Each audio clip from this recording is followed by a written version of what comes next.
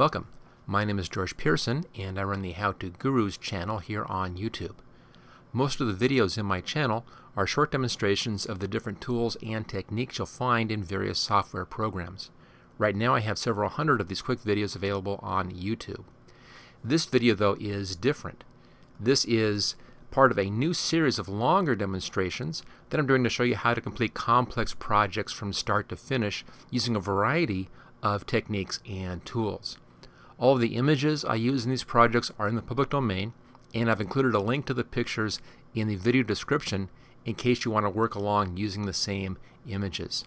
Okay, let's move on to the project. In this Photoshop wedding photography project, I'll show you how to do this Polaroid look. Now if you look carefully at this, you will notice that that's just one picture. In behind here, see the dress comes down there, there's the end of the dress. His leg comes down there, there's the leg, there's the foot. That's just one picture that we're looking at. And then we have kind of masking stuff going on top of that to give it the look of this set of Polaroid images. Now the base picture is this one right over here, and if I go back and forth you can kind of see what's going on here. Let's now analyze this, and then we'll go ahead and build this. A few things happening. We have a gradient background, as you can see right in there, just a real basic gradient. Doesn't matter what your background is, I just used a gradient just for simplicity's sake here for this demonstration.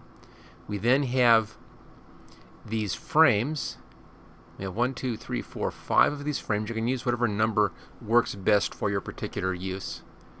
And you can see there's a frame right there. If I kind of show or hide that, you can see that. Let's look at our top frame. There's the top frame. So that frame is framing a piece of that main picture. We don't move the picture around at all. We just add the frame to do a little clipping in here. Now you can use clipping, actually, cut areas out like this, or you can use masking. It's up to you how you want to do this. You'll be doing several layers. In any case, it's going to be taking several layers to work with this particular technique, as you can see here. So I'll just do the easy way and just cut these out, since I don't want to be moving the images around afterwards. There's no reason to do anything else. Now, if you want to be able to do slight shifts on the images in there, so it gives you even more of an effect of different Polaroids, then if you use masking, you can do that slight shifting going on. I'll show you how to do both techniques in here. And then finally, there's just a little bevel and emboss placed on that frame image right there, just to give it a little bit of a thickness. Alright, let's go ahead and start work on this. The first thing I'll do is just create that background for us. And I'm going to take this background and convert this to a regular layer. Easy to do, just double click and choose OK. That converts it from a background to a regular layer, and automatically gives it the name of layer 0. Just like that, that easy to do. Okay, let's now put in a new layer button at the bottom down there. There it is. And I want a gradient in here, top to bottom. It doesn't matter what you're using for your gradient. It can be real subtle, whatever you feel like. And I'm going to zoom out a little bit here. Let's just go ahead and zoom out. This way I can pull my gradient from way outside to way outside and get a real subtle gradient. I'll leave it at the default colors of black and white just to keep things easy here. And then let's grab our gradient tool. Make sure you're set at the first option, which is foreground to background color. There we go. Then I'll start up here and then pull down like that. That's going to give me just the middle section of that black to white gradient, which is basically grays. Now if you want to have it darker, just starting closer up here, and you get more of that darkness happening. So the further out you are, the softer that gradient is going to be. That way I don't have to be worrying about changing my color values over here. I'll just work with it up there. So there we go, basic gradient. Let's now take this gradient and pull it down underneath so it's in the background. That's all set to go. Now we need to create our Polaroid frame look. So let's just zoom in again. And I want to do just first a basic frame around the couple here.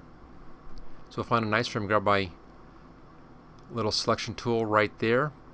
And let's just do it even easier here. Let's just pull in the guidelines. Even a better way to do this. I want outside here. one over there, and then, oops, didn't want to do that. There we go. There's what I wanted. Okay, so using the guidelines, I can now visualize just about where I want to have that frame. Now on a Polaroid, it's closer to square inside than anything else, but I'm not going to be worrying about that, about matching a Polaroid exactly. I just want to give the effect of it being a Polaroid. And I'll cut in just a little bit on his arm there just for effect. Okay, there's our basic shape, and this is the basic size. So I now want to create a shape outside of this, a white shape, and then cut that out of the middle of that white shape. So let's reverse our colors. Over here, grab the rectangle tool. So that's set to go. And then we can use the guidelines again to come in and give us the basic size we want for our white. Now, the nice thing about using the guidelines is I can then carefully adjust these things and get just the right look, so I'm pretty accurate on that. Polaroids are thicker at the bottom. Again, I'm not trying to be perfectly accurate in here, just giving the impression of being a Polaroid. If I wanted to be accurate, I'd simply go onto the internet and find a picture of a Polaroid and then use that picture as my frame. But this will give you the same idea. Okay, so there's our basic layout, basic shape. Let's grab the rectangle tool here, and I'll come just up to the upper left hand corner and then drag down to the bottom right hand corner. Right there, there's my basic shape. If I hide the people behind, there it is, there's my shape. You can see it over here. Now I want to have that cut out in the middle of that shape, so I'm first going to convert this. You can leave it as a smart object if you want to. I'm just going to convert here, rasterize the layer, simplify everything. Grab the rectangular marquee tool, and I'll pull on the inner of these guidelines like that. Hit the delete key, and that cuts that center out. There we go. Okay, then select and deselect. So there's the basic frame. At this point, I no longer need these guidelines. They've done what we want to. Let's just bring our picture back in again. I'll move the frame above, and you can see there's the idea. A nice little rectangle here for our figures. Okay, let's get rid of those guides. Clear those guides out. They're no longer needed. We now can expand this a little bit. Let's make a few copies of this rectangle. And I'll back out my view. Let's fit on screen. There we are. Take the rectangle and pull it down to the new layer. Make a copy. I'm going to pull that copy down someplace. Here we go. And let's rotate this around a little bit. Edit, transform, rotate. And I'll just give it a spin like that. I'm not trying to match the sample that I did. I'm just doing whatever here. I'll do 5 of these. Just kind of place them wherever. That looks good. Let's just set that in place. It's our first rectangle. Let's do another copy of the original rectangle. There we go. And grab the wrong one. Let's come over here. There we are. Let's give this one a little spin in the other direction. Rotate. Now you don't want to be scaling these. You want to keep these all the same size. That's the only important part about this technique. You want to have them all the same size. That is very important. Looks pretty good. Oh, there we go. Leave it about like that. It's kind of snapping to my edges here, so I'm going to turn the snap off. I don't want to have snap happening. There we are. Let's put it right down there someplace, a little further out. Okay, we'll set that one in. Hit the little check mark. Let's do another copy of the original.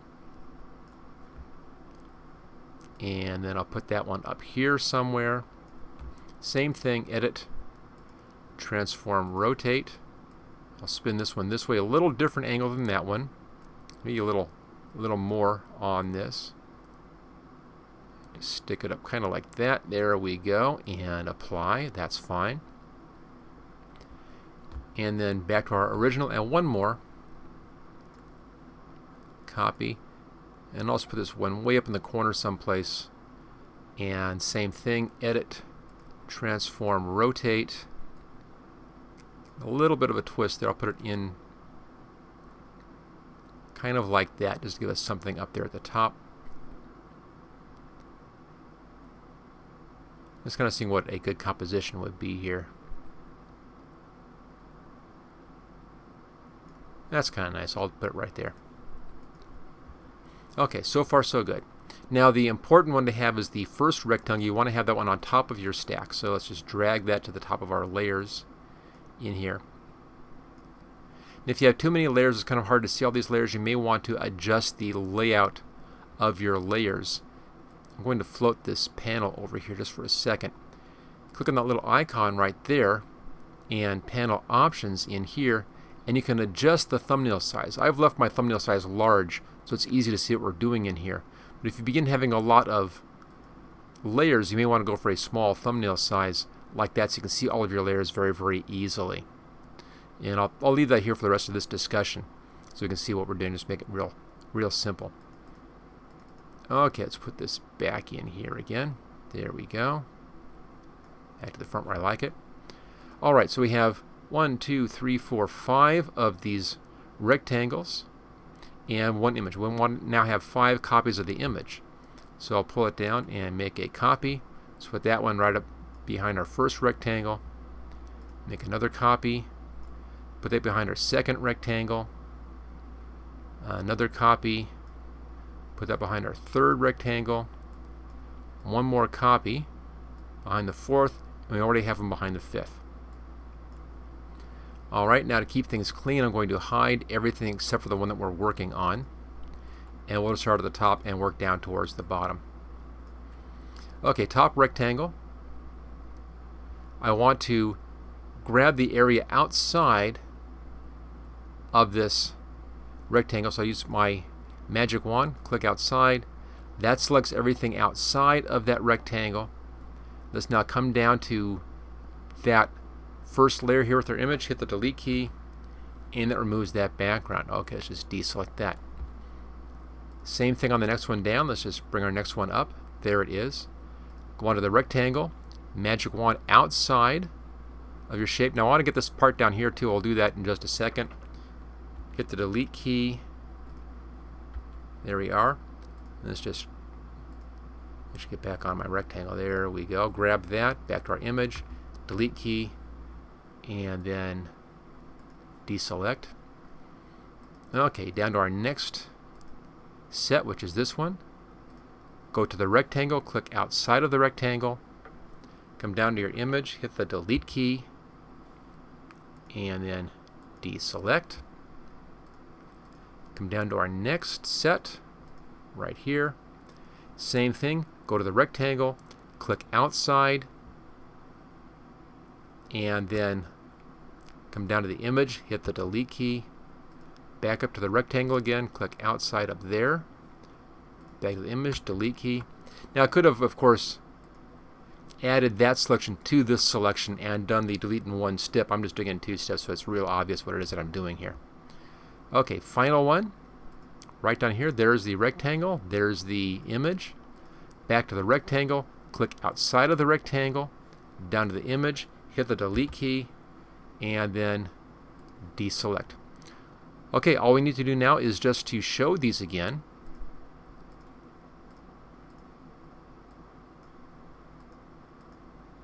And there's our set of stacked Polaroids, all taken from that one image. As you saw, we used the same image the whole time. The last thing to do is a little bevel and emboss on this to give it that kind of a nice edge, gives it a bit of a thickness.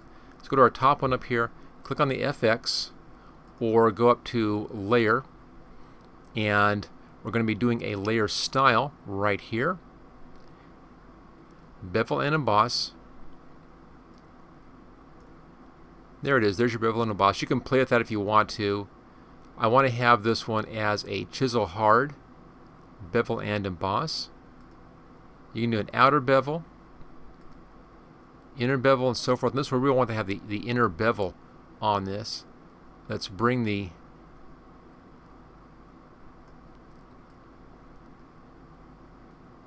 depth I want just a hair. Maybe 2 on this particular one. Just a little bit of a thickness on that, not too much. Maybe even just 1, just a real small bit, just to give us a little bit of an edge on the little bit of thickness. It needs to be fairly thin. And then of course we can adjust the depth. You can see there's the depth amount in there. Just get that so it looks like you have a little bit of a shadowing happening. Now I am looking right up here, upper right hand corner of the image. You can see the shadow right there, that big shadowing effect. I want just a little bit in there, just enough so there appears to be a little bit of a thickness. You can even go right down to 1 and you'll still have just a little bit of a thickness happening on that. It's just real subtle effect on this. On the angle you can unclick global light and that may be a little bit better. That'll put the angle up here, upper left hand corner a little bit. There you go. It's a little soft edge here, a little bit of an edge in there. That's fine. The last thing I'll do this time, which I didn't do on my sample, just a little drop shadow in behind these things, make them separate them out just a little bit from each other. So go to our drop shadow, and let's see if we can see that. Getting a little bit of a drop shadow effect in there. And actually on this one, now that I'm looking at it more carefully, the drop shadow is giving us a shadow effect on the inside of the frame as well, and I really don't want to have that. So if you want to put a little drop shadow in there, the way to do that would be to make another shape the same as the outside of the rectangle, put it in behind the whole mess, and put a drop shadow on that one. Let me demonstrate that. I'll leave this one as is. This is pretty good. The problem, of course, here is that we have an outside opening and an inside opening. So if I put a drop shadow out here, I'm also getting a drop shadow in there, and I don't want to have a drop shadow inside there. So let's see how we can take care of that little problem. Go to the rectangle, go to the magic wand, click outside, and then invert that. Select inverse. That gives me that exact outside shape of that rectangle. That's good. Let's do a new layer in here. So new layer button. Pull it underneath both of those 2 layers. There it is. And I'll fill that with white. There's our white. Grab the paint bucket and fill it. Now a couple ways you could do this. You could actually do this if you wanted to just as a black layer. Offset the black layer a little bit and do a Gaussian blur to soften the edge up and do your shadow by hand, basically by doing a soft edge in behind. Or you can do it this way. So there's 2 approaches to this. I'll do it this way. Let's just hide that stuff. There we are. We'll fill this. Again, we're on our new layer right down there underneath that image. Fill it with white. Doesn't matter what it's filled with. We can put a drop shadow on this one, and the drop shadow now will just go around the outside edge. It's not going to be on the inside because we're not on that inside layer. So let's go to the FX or go to Layer, Layer Style. We're doing a drop shadow. And uncheck global light. There's that bit of a drop shadow right down there, just a little subtle one. You can adjust the distance on that and the size or a little bit of softness. You don't want too much, just a little bit, just to help separate things out. Choose OK. Let's now bring back in our other 2 layers. There we go. So using that 3rd layer gives us a controllable drop shadow. So what we have up here, we have our rectangle 1. That's fine. And this is, I'll just call this the Polaroid mask.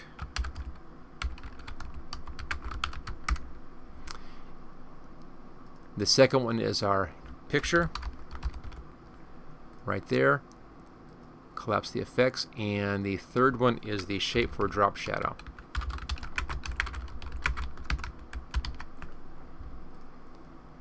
And the Polaroid mask, let's put a little note up here, has a bevel on it. So that's the basic idea. You can then copy that technique on the rest of these. Now you wouldn't want to just copy this drop shadow layer onto the rest of these, because you'd have to then rotate that and match your rotation and so forth. It'd be much easier just to do what I just did on this one, which is to select the outside, invert that, and do a new one. I'll do one more of those. But first, let's just copy the layer effects here from the bevel and put that onto the rest of these Polaroid masks. So I'll right click on the name in here, copy layer style. Let's come down to our next rectangle right there, right click, paste layer style. Next rectangle, right click, paste layer style. Next one is right there, right click, paste layer style. And the final one, rectangle, right click and paste layer style. So those all have their layer styles, giving us just that little thin edge. You can see it right there. Little thin edge, making it look a little more like an actual Polaroid. Okay, I'm going to do just one more of that shadow technique. So you see how that's done. I'm not going to bother doing all 3 more. We'll do just this one right there on the tree. And let's see if we can find that one. I'm just collapsing the FX in here. Okay, let's check our first rectangle. That's not it. Next rectangle. There it is. That's the one. Let's go to the rectangle. Magic wand, click outside. In this case, I want to add that piece into my selection. Let's go here to Add Selection and click inside there. There we go. Let's now invert that selection. Select Inverse. That gives me just that shape.